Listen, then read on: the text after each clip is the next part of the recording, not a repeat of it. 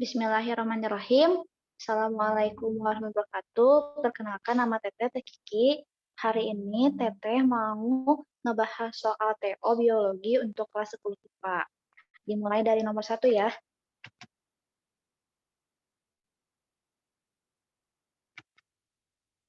Oke, nomor 1 itu soalnya yaitu urutan organisasi kehidupan dari yang paling sederhana hingga yang lebih kompleks adalah di sini urutan yang pertama disebut itu sel sama organel.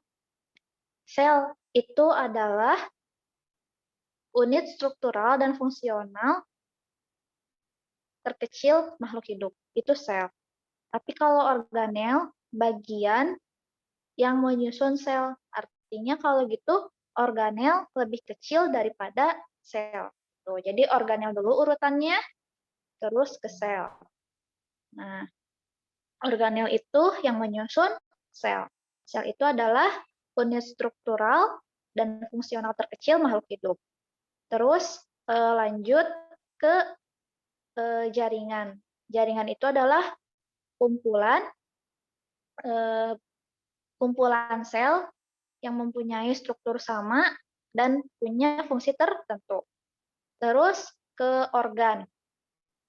Ya, udah dari jaringan ke organ.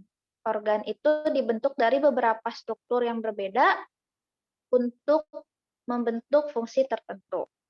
Terus ke sistem organ, kalau sistem organ ini beberapa organ bekerja sama untuk mendukung fungsi tertentu. Terus nanti dari beberapa sistem organ akan membentuk individu. Nah, terus nanti kalau misalnya udah membentuk individu, kumpulan individu yang sama disebut populasi.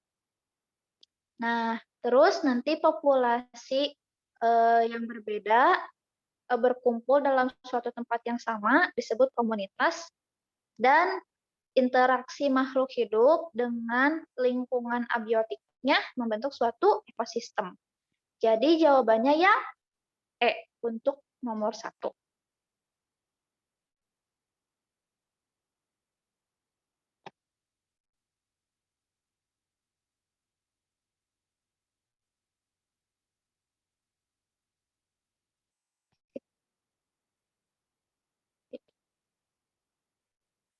Oke, lanjut ke nomor 2.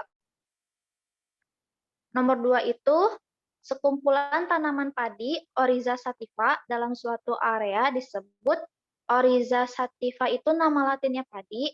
Kalau padinya berkumpul menunjukkan kumpulan individu. Suatu kumpulan individu disebut populasi. Jadi jawabannya yang B.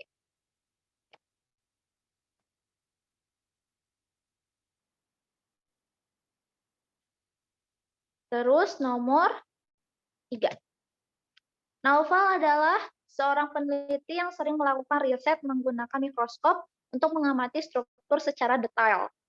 Objek kajian yang berkaitan dengan penelitian Naufal tersebut meliputi, karena penelitiannya berhubungan sama objek yang diamati di mikroskop, kemungkinan objek kajiannya ini berukuran kecil, seperti sel, jaringan, dan organel.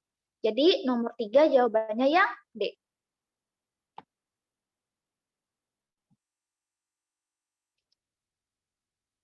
Oke, sekarang kita lanjut ke nomor 4. Iral merupakan seorang pemerhati hewan, terutama burung. Kemudian Iral melanjutkan perkuliahannya di jurusan biologi untuk mempelajari jenis, perilaku, dan proses kehidupan dari burung. Disiplin ilmu yang dipelajari oleh Iral adalah cabang ilmu biologi yang mempelajari tentang burung itu disebut ornitologi. Jadi nomor 4 jawabannya C.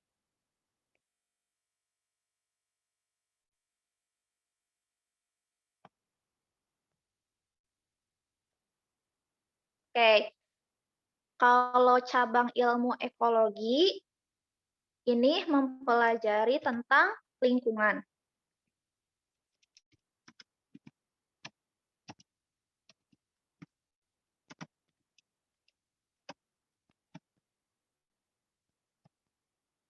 Terus kalau cabang ilmu entomologi ini mempelajari tentang serangga.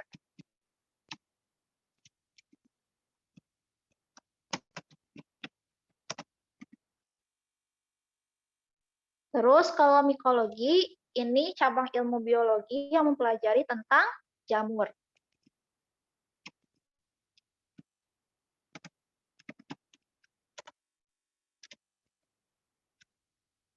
Terus satu lagi iktiologi, ini cabang ilmu biologi yang mempelajari tentang ikan.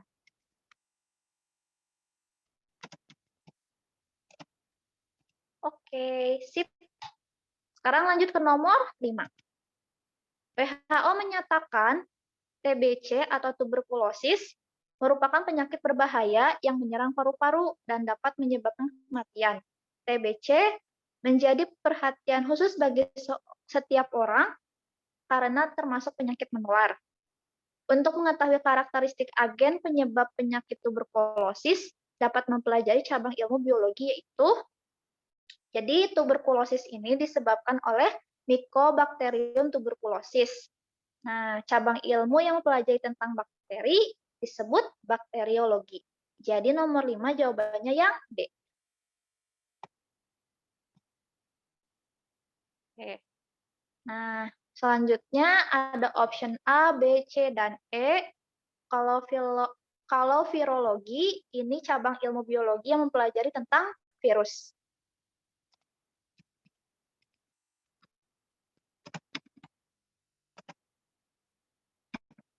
Terus, kalau morfologi, ini cabang ilmu biologi yang mempelajari tentang bentuk luar tubuh.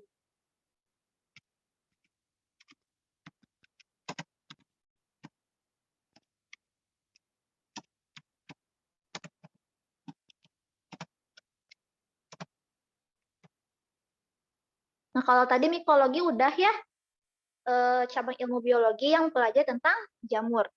Terus kalau zoologi, ini cabang ilmu biologi yang mempelajari tentang hewan.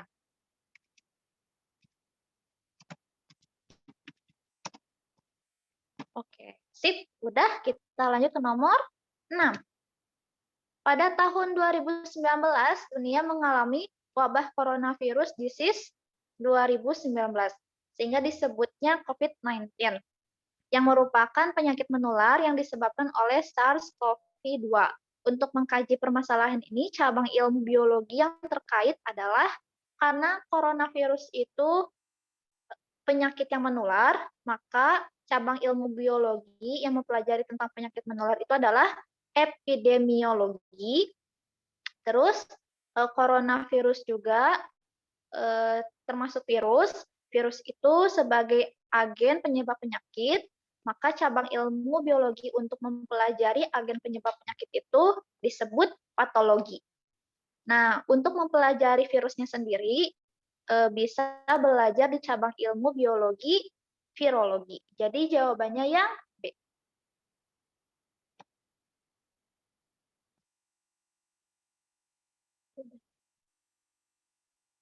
Oke, sekarang lanjut ke nomor 7. Manfaat ilmu biologi dalam bidang pertanian untuk memperoleh tanaman dengan jumlah yang banyak dalam waktu yang relatif cepat dengan dikembangkannya teknik. Nah, untuk memperoleh bibit tanaman dalam jumlah yang banyak, itu menggunakan metode kultur jaringan. Jadi jawabannya yang A.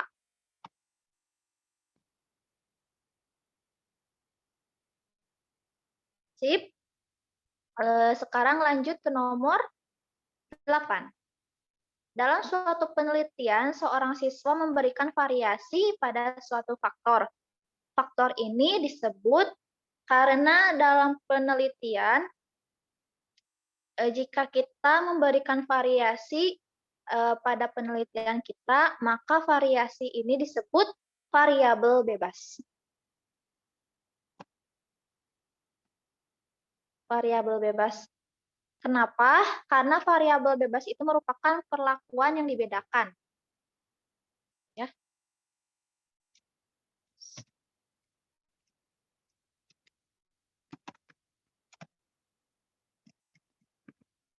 Ya, Karena variabel bebas itu perlakuan yang dibedakan. Jadi nanti pemberian variabelnya itu berbeda-beda pada objek penelitian kita, seperti itu. Sekarang lanjut ke nomor 9. Variabel bebas dari pernyataan semakin tinggi suhu perendaman biji, semakin cepat perkembangan biji adenium. Oke, di sini udah jelas semakin tinggi suhu perendaman biji. Variabel bebas tadi Teh Kiki sempat bahas di nomor 8 bahwa variabel bebas itu adalah perlakuan yang dibedakan. Maka di sini perlakuan yang dibedakan untuk melihat kecepatan perkecambahan biji adenium, yaitu variabel bebasnya adalah tinggi suhu perendaman. Jadi variabel bebas buat pernyataan semakin tinggi suhu perendaman biji, semakin cepat perkecambahan biji adenium adalah yang A, suhu perendaman biji yang akan dibedakan perlakuannya. Nomor 9 jawabannya A. Nomor 10. Bioteknologi kapang jening atau nama ilmiahnya Penicillium sp dapat digunakan untuk membuat antibiotik penisilin. Pernyataan tersebut diperoleh berdasarkan kita tahu jamur penicillium bisa menghasilkan penisilin itu berdasarkan percobaan. Jadi jawabannya yang D. Aduh,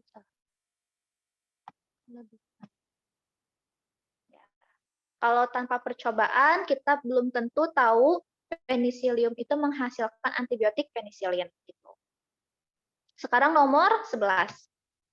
Urutan langkah-langkah metode ilmiah yang benar adalah urutan pertamanya di option itu kita perlu memilih antara identifikasi masalah atau menentukan rumus masalah. Menurut Teh Kiki, sebelum menentukan rumusan masalah, maka kita perlu mengidentifikasi masalah di sekitar kita. Tuh. Nah, setelah mengidentifikasi masalah di sekitar lingkungan kita, baru menentukan rumusan masalah. Udah menentukan rumusan masalah, kita mencoba jawab sementara rumusan masalah itu dengan membuat hipotesis. Jadi hipotesis itu jawaban sementara dari rumusan masalah penelitian kita. Terus untuk menguji hipotesis, kita perlu melakukan eksperimen. Dari eksperimen kita memperoleh data, lalu datanya dianalisis. Nah, setelah beres menganalisis data, baru bisa menarik kesimpulan. Jadi jawabannya yang C. Untuk nomor 11.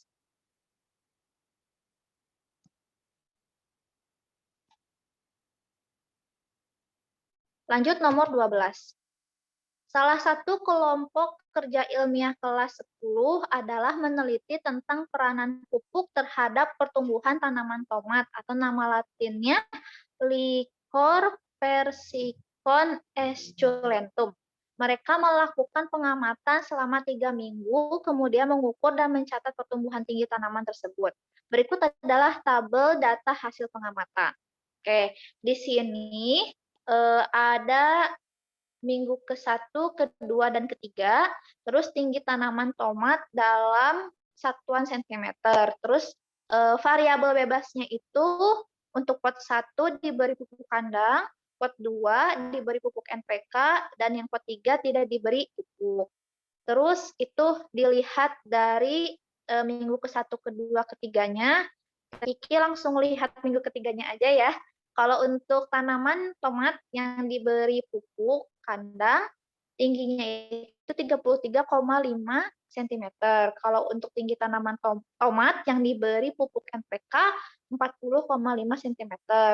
Terus kalau untuk tinggi tanaman tomat yang tidak diberi pupuk, itu cuma 24 cm. Nah, dari situ udah kelihatan kan beda dari pemberian pupuknya. Nah, berdasarkan hasil penelitian di atas, setelah dilakukan analisis data, maka dapat disimpulkan bahwa, coba dari option A, pupuk kandang memiliki hasil yang lebih baik dibandingkan pupuk NPK. Kalau lihat dari tabelnya, pupuk NPK menghasilkan, pemberian pupuk NPK itu menghasilkan tinggi tanaman tomat 40,5 cm, sedangkan untuk tanaman tomat yang tidak diberi pupuk cuma 24 cm. Jadi pernyataan yang A, kalau pupuk kandang memiliki hasil yang lebih, pupuk kandang ya tadi teh, salah lihat. Oh iya, ya. Jadi untuk tinggi tanaman tomat yang diberi pupuk NPK itu 40,5 cm, sedangkan yang diberi pupuk kandang itu 33,5 cm. Jadi kalau di sini pemberian pupuk NPK pada tanaman tomat menghasilkan tinggi tanaman yang lebih tinggi daripada pemberian pupuk kandang pada tanaman tomat. Untuk option A tidak sesuai dengan tabel. Ya, pupuk kandang memiliki hasil yang lebih baik dibandingkan pupuk NPK itu tidak sesuai dengan tabel, ya. Untuk pot 3, memiliki rata-rata pertumbuhan yang sama dengan tanaman yang diberi pupuk kandang. Mungkin ini perlu dihitung. Bisa atau enggak juga nggak apa-apa sih. Kalau Teteh lebih mudah lihat hasil akhirnya aja sih. Gitu. Kalau dari segi rata-rata sepertinya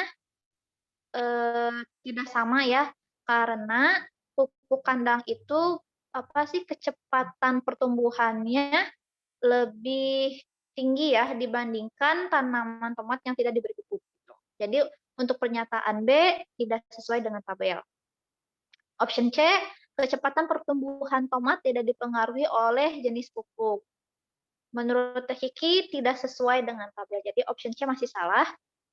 Terus jika pot 3 diberi pupuk, maka tingginya akan sama. Ya, jika pot 3 diberi pupuk, maka tingginya akan sama dengan pot 1 dan pot 2. Ya, mungkin ya. Tapi pupuk yang mana dulu? Soalnya di option itu pupuknya nggak jelas. Nggak dikasih keterangan, dikasih pupuk kandang atau pupuk NPK. Jadi, kurang tepat jawaban untuk option D. Nah, untuk option E, pupuk NPK lebih cepat meningkatkan pertumbuhan tanaman tomat dibandingkan pupuk kandang. Nah, dilihat dari hasil akhirnya, benar bahwa tinggi tanaman tomat yang diberi pupuk NPK itu tingginya 40,5 cm, sedangkan tinggi tanaman tomat yang diberi pupuk kandang tingginya 33,5 cm. Jadi option E sesuai dengan tabel pengamatan tinggi tanaman tomat. Nah, maka dari itu untuk nomor 12 jawabannya yang E, gitu ya.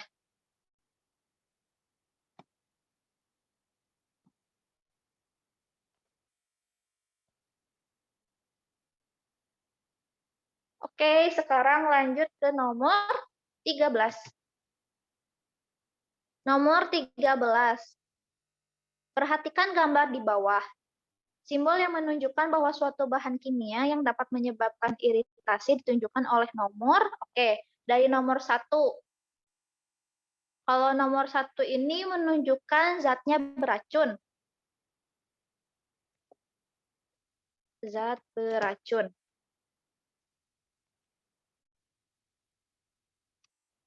Ya. Nomor 1 itu menunjukkan zat beracun. Kalau yang nomor 2 ini membuat iritasi, menyebabkan iritasi ya.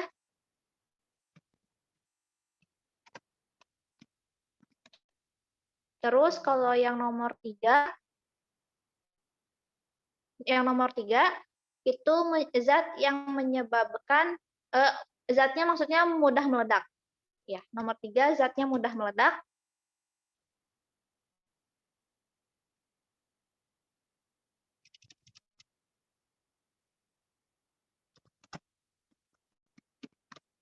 Terus kalau yang nomor 4, zatnya mudah terbakar.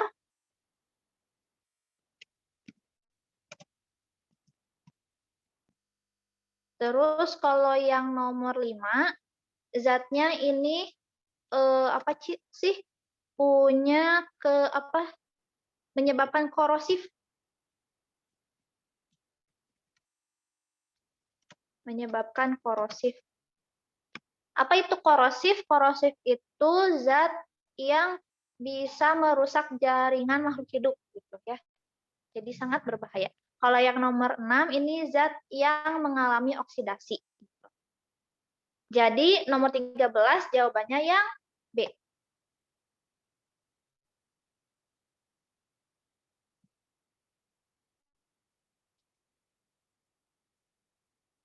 Sip.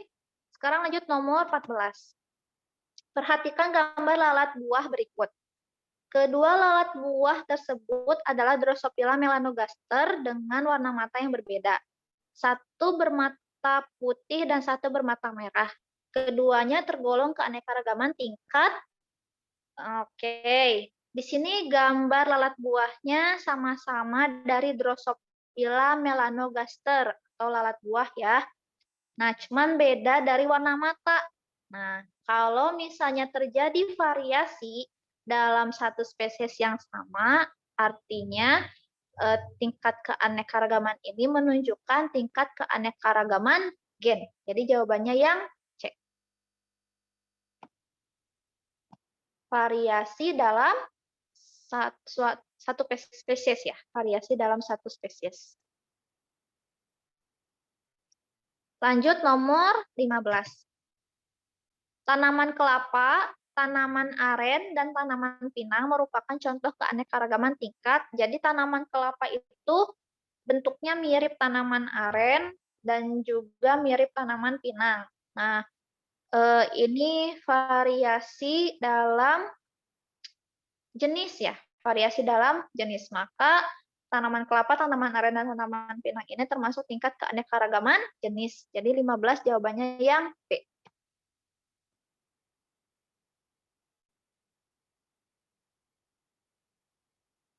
Oke, nomor 16. Hewan endemik yang tergolong fauna peralihan adalah fauna peralihan itu dibahas di keanekaragaman hayati Indonesia. Nah, fauna peralihan ini berada di bagian tengah Indonesia. Ya, daerah tengah Indonesia, yaitu seperti Nusa Tenggara dan Sulawesi. Nah, contoh hewan endemik yang tinggal di Sulawesi itu seperti babi rusa, anoa, dan maleo. Jadi jawabannya nomor 16 yang B.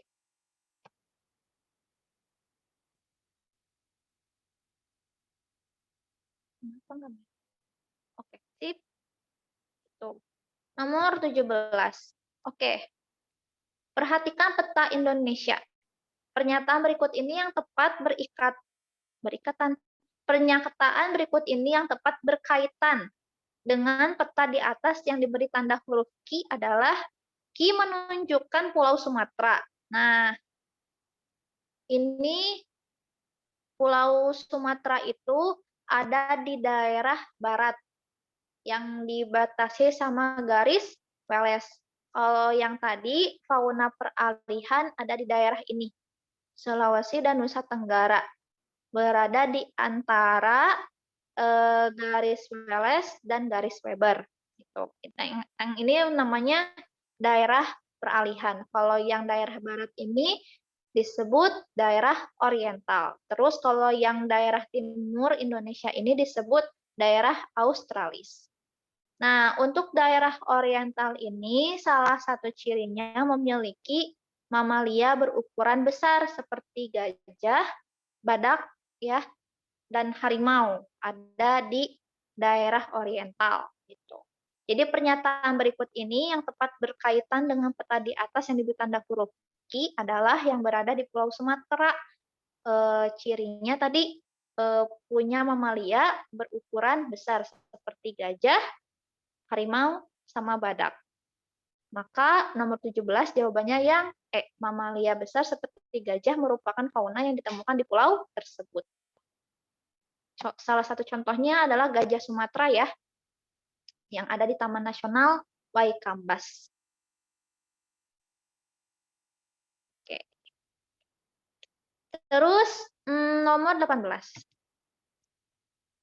Fauna berikut ini yang tergolong ke dalam fauna oriental. Oh, tadi Teh Hiki sempat ngebahas ya, fauna oriental itu fauna yang hidup di daerah oriental atau hidup di daerah bagian barat Indonesia. Udah disebutin tadi sama Teh Hiki bahwa ciri dari fauna yang hidup di daerah oriental seperti mamalia berukuran besar. Berarti di sini contohnya ada gajah Sumatera sama banteng. Terus punya beragam jenis primata. Nah, contohnya orang utan. Gitu. Jadi nomor 18 jawabannya yang A.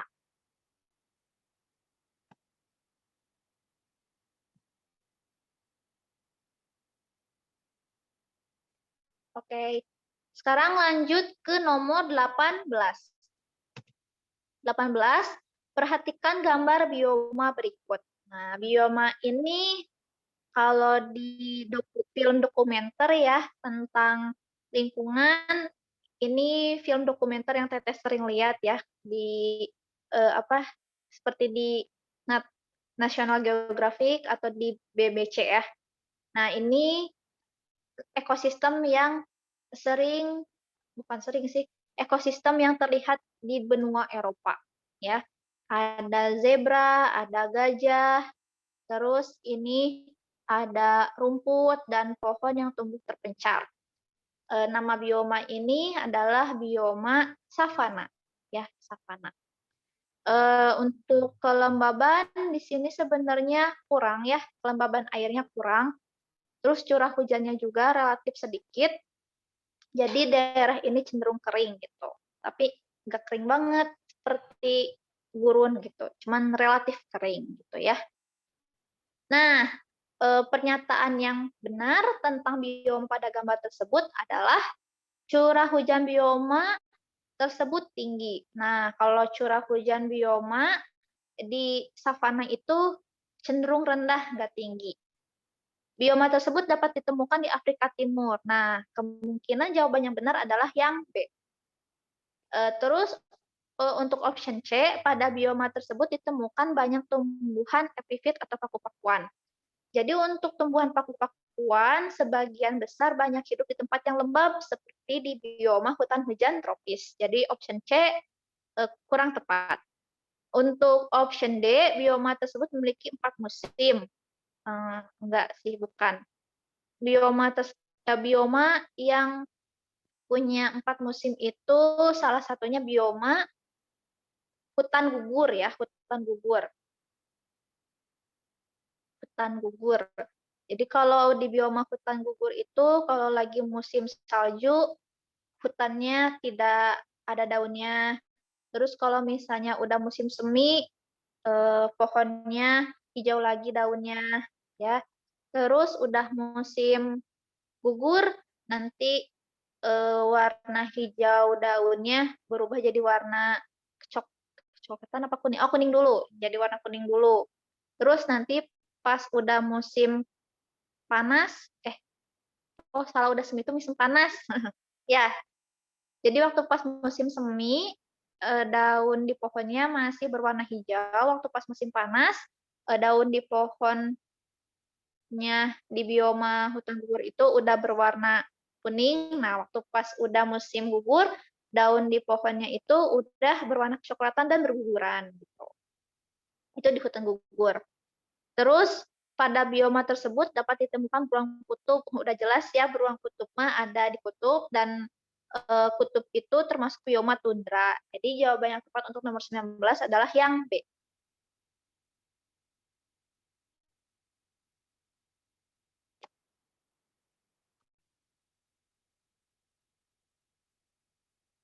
Satu lagi terakhir, nomor 20. Nomor 20 ini upaya pelestarian keanekaragaman hayati terus dilakukan untuk menjaga kelangsungan hidup flora dan fauna. Salah satu upaya pelestarian yang dilakukan oleh Indonesia secara ex situ adalah, apa itu pelestarian secara ex situ? Yaitu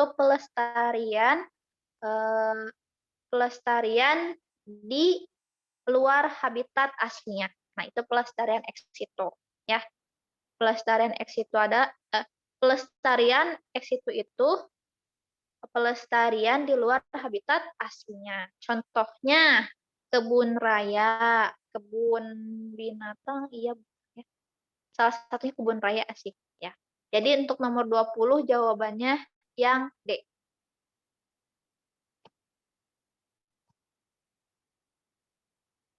Nah, ya jadi kebun raya termasuk pelestarian secara ex situ. Kalau Suaka Marga Satwa, Cagar Alam, Taman Nasional itu termasuk pelestarian secara in situ. Apa pelestarian secara in situ? Itu pelestarian di habitat aslinya gitu. Kalau Taman Mini Indonesia ini termasuk tempat wisata ya. Jadi nggak termasuk pelestarian gitu. Oke, nomor 20 jawabannya D. Kita lihat lagi ya. Apa yang belum kejawab, apa udah kejawab semua? Udah kejawab semua ya.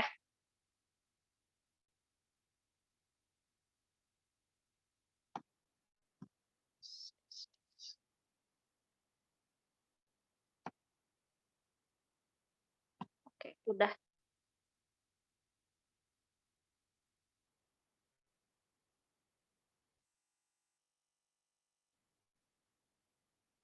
Oke, udah beres. Tapi cuma setengah jam aja. Padahal waktunya masih banyak ya, 1 jam lagi. Teteh Vicky juga sebenarnya jam 2 ada sesi reguler sama kelas 11 IPA.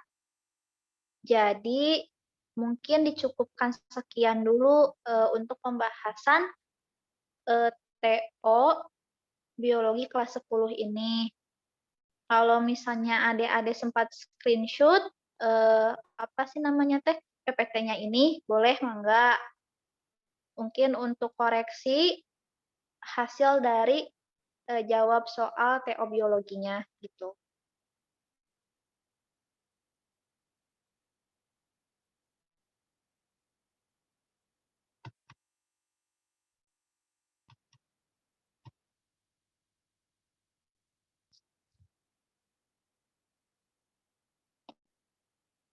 Oh, dari Jover. Kita kan ada dari WK.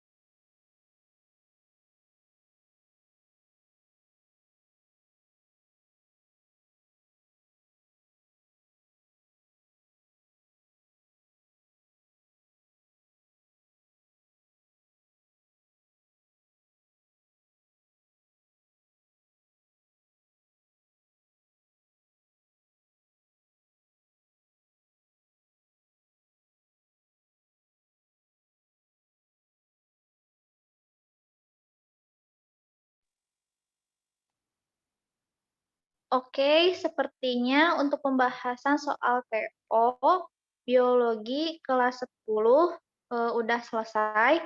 Eh, Terima kasih untuk Fanya sama Alisa. Fanya dari Karawang sama Alisa dari Johor. Makasih udah gabung untuk lihat pembahasan TO biologi kelas 10 ini. Semangat ya buat lanjut materi kelas 10. masuk ke chapter 3 berarti ya untuk nanti TO reguler 2. Semangat ya. Semoga nilainya di TO 2 lebih baik daripada TO 1. Oke, Teh Kiki cukupkan sekian. Sampai di pertemuan pembahasan TO berikutnya. Assalamualaikum warahmatullahi wabarakatuh.